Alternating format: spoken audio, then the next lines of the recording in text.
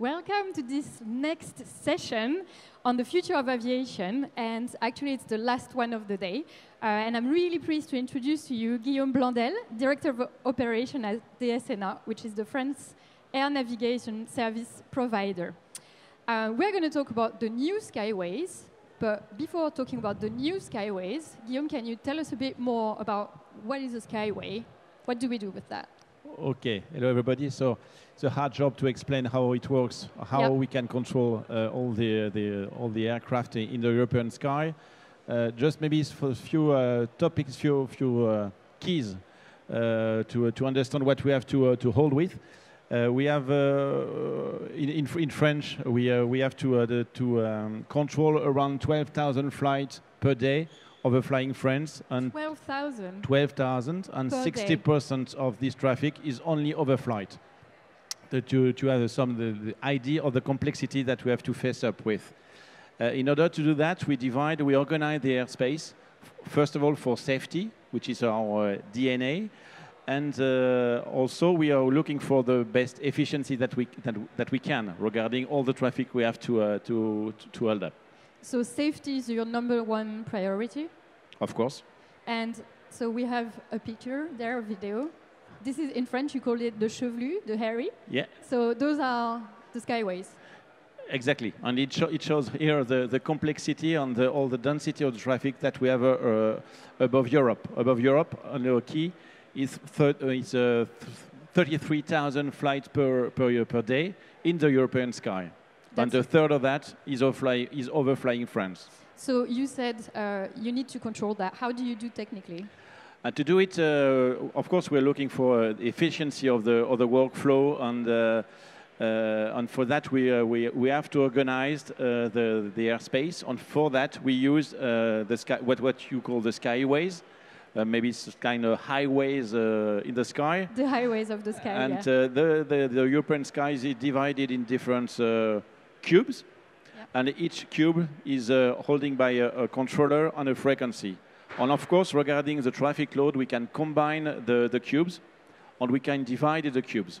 When we divide the cubes, that means another ATCOs will have to deal with the new cubes on a new frequency. And when we combine the cubes, we merge the frequency, and we merge also the ATCO. We only need one ATCOs instead of two. So in each cube, you have controllers. For each cube, we have two controllers on one frequency. That lets planes go on the highways are crossing the cubes. When they are in a cube, they are in charge by two controllers on one frequency. And when you leave the cubes, you enter in another cubes, and you will change the frequency, and you will change also the controllers. And that's it's organized like that from the departure until the arrival. And even if a flight is crossing Europe, you're controlled by Germany, for instance, and after at the border you move to the French and so on until Spain, for instance. And are all the cubes the same size? Excuse me? Are all the cubes the same size?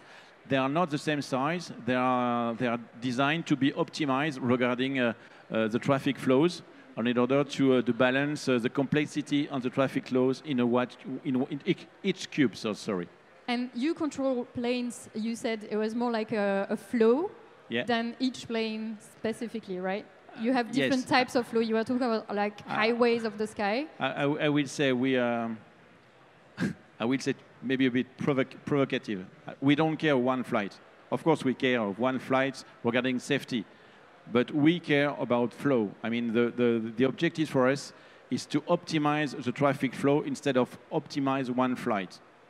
That's why we always think as a traffic flow, and is also done as a European level with the network manager. He has in charge all the traffic load on on each cubes all over Europe, and he tries to balance the flow in order to keep, of course, the safety in each cube. You're basically doing fluid mechanics. It looks like, yes. Yeah. So those roads, this is how it works, the skyways. And now we're talking about the new skyways. So there's a program in Europe. Yeah. Nowadays, all the skyways are based on satellites, on satellite-based information. instead of ground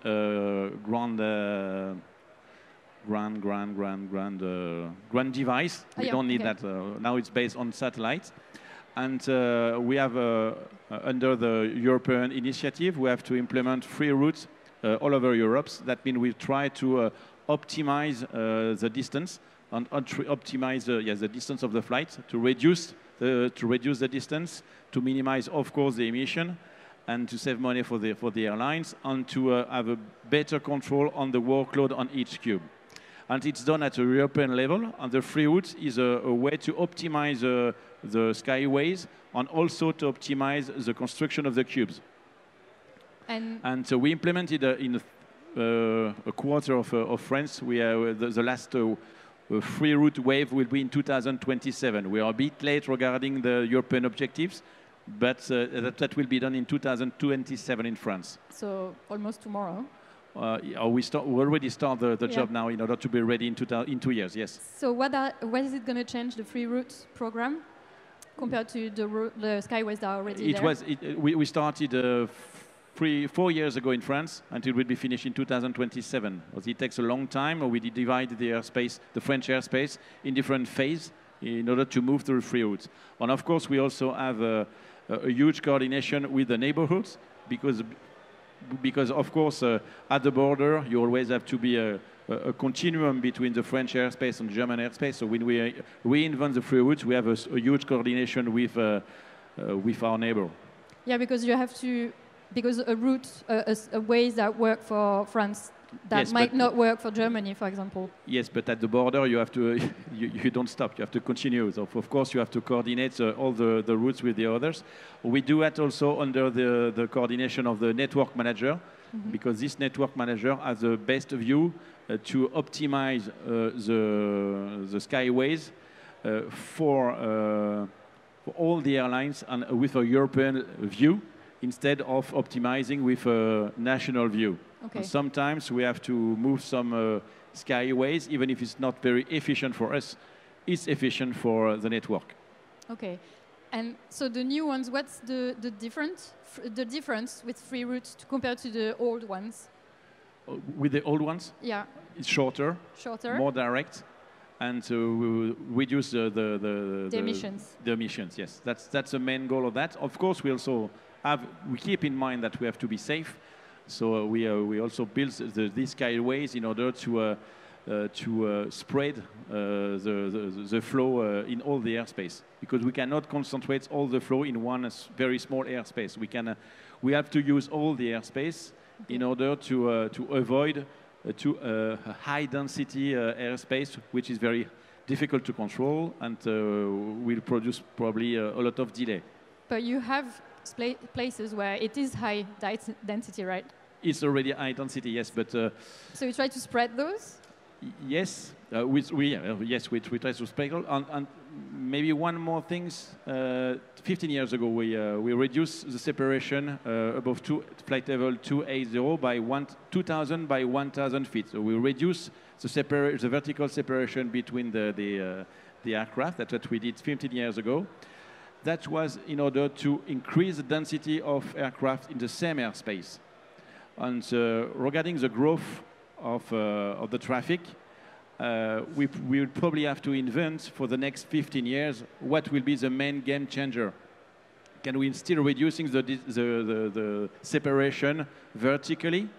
Do we have to invent something else for more flexibility?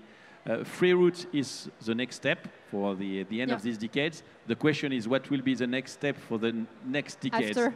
Because within 2040, the traffic in Europe will be probably increased by 50%, which is a huge growth. And in order to face up with that, we have to reinvent some main game changer. Maybe we can study things about reducing vertical separation by 1,000 feet to 1,000 to 500 feet. That means we can, in that case, we can reinvent the airspace and densify the airspace. Maybe that could be an opportunity, and we need a lot of studies and innovation on that. We can also reinvent the way we are working. For the time we are working with what you said, cubes. Yeah. Is this way of working will be in the future? I don't know. Maybe we can reinvent something based on a system, on the controllers, we can be qualified on a system instead of being qualified on each cube. Okay. That means it can offer more flexibility because you can move a part of the airspace to another center, for instance. But Okay. if the headco is qualified on a system, it's the same system, it can control everywhere. Okay. Because yeah, it's important because you talk about cubes and vertical separation because it's not a road like a 2D road. Okay, it's 3D. Yeah, it's 3D. We see there actually on the video here, actually. It goes up, so you can optimize by going more like higher or lower, right? Yes. That's why the vertical separation, that's what you're talking about, right? Yes. Okay, it's like going higher or staying the vertical lower. separation is 1,000 feet. The thing is, for instance, another issue for us is a lot of aircraft hope to optimize their flights by flying at the optimized flight level. Most of the time, the optimal flight levels is between flight level 360 and 380. You can easily imagine that either 33,000 flights want to fly at flight level 380 the same day, we will densify this part of the airspace. So of course, we cannot offer all the time the optimized airspace. Once we don't want to optimize one aircraft, we want to optimize all the flow. Yeah. That's why sometimes we choose to pick one, to prioritize. To say an aircraft you cannot fly 380, you will fly at flight level 36 or 350 today. It's not because we are not very keen with the pilots, it's just because we just want to optimize the flow instead of optimize one flight. Otherwise, you can easily understand that the density of the traffic between 36 and 380 will be too high and not possible to handle that. If we are not possible to handle a workload, what we do, we don't let them fly into the cubes whenever they want. Of course, we delay that. We delay that. So when you're delayed, this is what's happening. When you are delayed, sometimes it's quite often. It's because we calculate that in an airspace, maybe in 2 hours, the workload will be too high. So that's why the network manager gives a message to the pilots, you have to delay 10 minutes because you will be in this airspace 10 minutes later, and that will be OK for the workload. I don't know if you understand what I said. Yeah. Okay. So it's like the cube will be busy in the future. Yeah. So you have to wait. Yes. Yeah. You were talking about free routes, which is European. Yeah. But you have also a French restructuration of the skyways.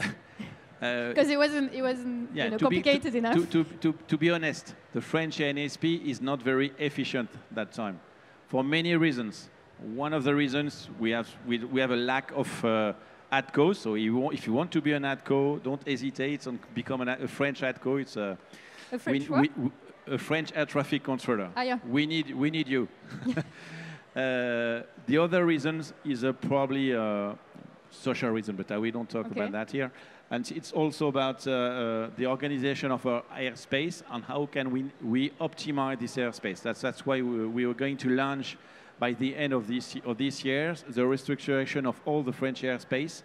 That will be completely done maybe by the end of these decades, because it takes a long time. We have to simulate many things.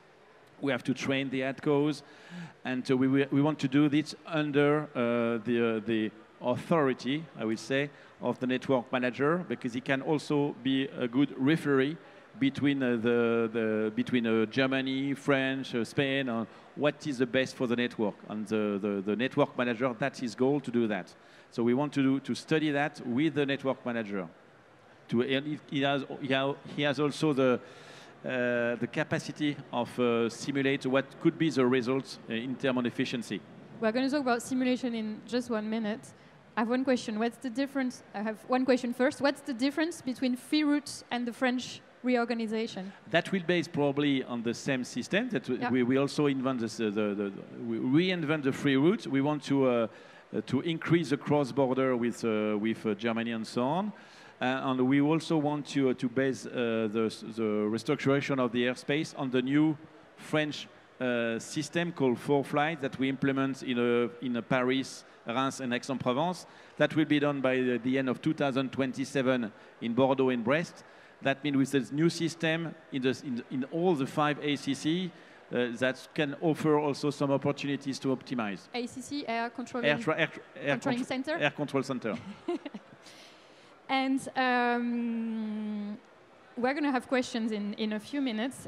You were talking about simulations. Yeah. How do you do that? Is it like computer-based simulations? There are different types of simulations. The simulation you have can be done by the network manager and with traffic implemented in the system, and he calculates what will be the delay and so on. And we also have to train our ATCOs and to see if the organization of the airspace is optimized and is controlled or not. So we also have our own simulators, and we like put people? We put our ATCOs, our air traffic controller, in front of the screen of the simulator, and we have the feedback how it works. Okay, so you have like computer simulation and real people simulation to try it after to see if it works or not. And how much, like the optimization, how much could it save in like fuel and how much greener could it get when it's really optimized? Best case scenario. It's always difficult. I know it's always difficult to calculate that, because after we will say, oh, you told me that you should say 10% and it's only 5%. Look, I'm not sure I could say things like that.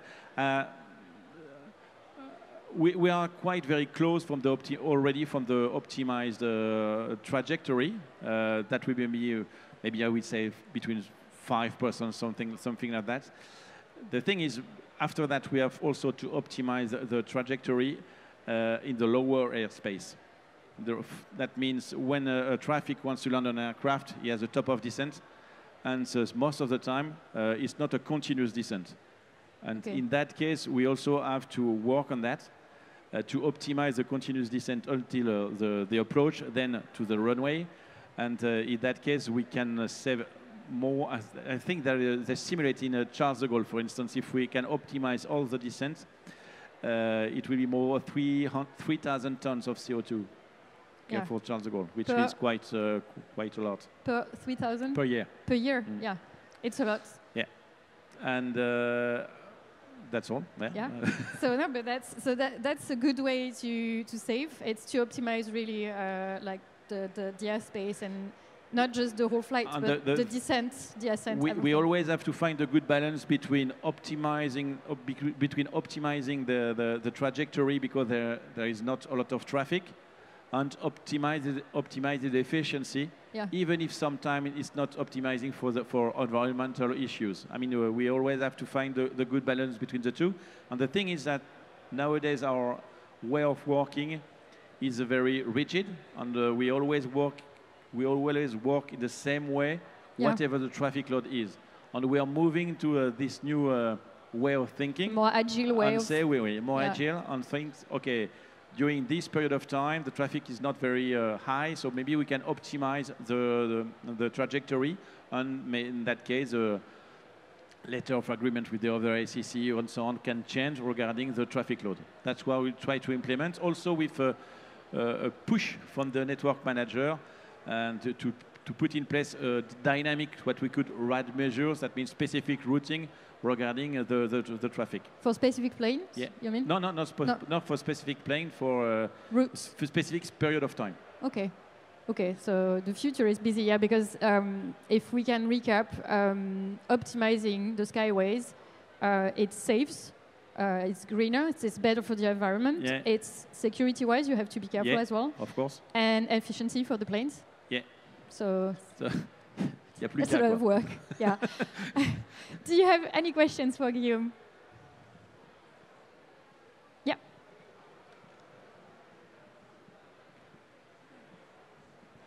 Thank you.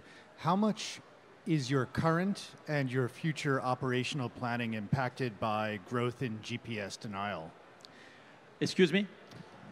How much of the planning you do right now and how much of the future planning is impacted by growing incidents of GPS jamming?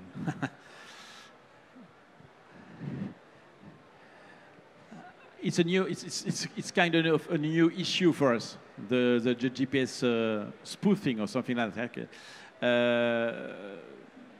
maybe we can also hope that the airlines could be equipped in order to avoid that kind of situations. I have a recent incident like that in Charles de Gaulle. We were not able to deal with the 8 ILS during one weekend. So, of course, we use only GPS air-nav solutions. And 9 aircraft have to divert because they had a GPS problem due to spoofing or something like that. So, of course, we know that now we had a plan in order to move all the ground system to the GPS and satellite systems. We are about to hesitate if we are at that time. You know that there is also, in 2030, European Commission said that the main system in order to land on an airfield have to be based on satellites instead of ground system like ILS. I think we have to think about that. To be more, of course, the satellite can be a very good for the resilience, but I don't know if we can base everything on that. Yeah, because if you have GPS jamming, concretely, what does it do? It means that there is a GPS failure, kind of GPS failure in the aircraft. On some of them, they cannot operate with the GPS system. Of course, they can do it with ground system, but all that kind of difficulties, I think we have to redefine maybe the priority, because we are very dependent of the GPS, of course.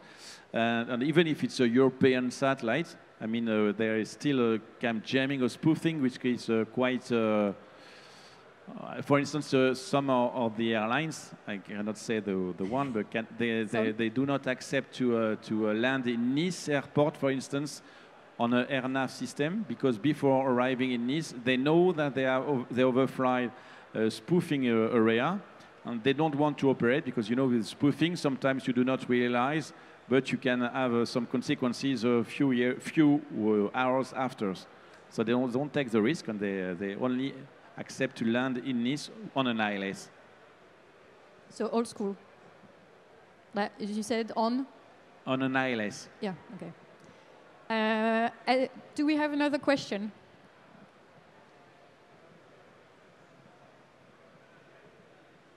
I was clear. Yeah. Even in English. No, so you are saying you need to think again, you know, like, because you're creating the new one, and then you need to think about the new one. Like, in your dreams, what would be the thing you would like to change in the Skyways? Like, if you can dream right now. In my dream, yeah. I dream of many things, but on that point, what I said before, what could be the main game changer of the next decade? To be more agile, right? More agile, but I think we will have to reduce probably the separation in the vertical, if it's possible, because that's a simple way to densify the airspace. You put, if you decrease the separation between two aircraft vertically, 1,000 to 500, of course, you can restructure the different cubes. You can do it a little bit smaller. Yeah. You will put all the time the same number of aircraft in a smaller cube. That means you densify and you can operate more aircraft. So you can have a bigger flow. You can have a bigger flow. Yes, that's what we expect. Okay. I think that's a main game changer. I can expect it can be also quite easy to implement. I mean, we can also already calculate what's the real separation, how an aircraft is able to maintain a flight level, what is the difference, and so on. I mean, there is some, of course, a lot of studies, but it doesn't need a technological breakthrough. I mean, it's only a question of operation. Okay. So if you have any influence to launch that kind of studies in Europe, don't hesitate, do it. Before we wrap up, do we have any more questions? Or are you good? Okay. Thank you. Thank you very much, Guillaume. It was a great session. Thank you.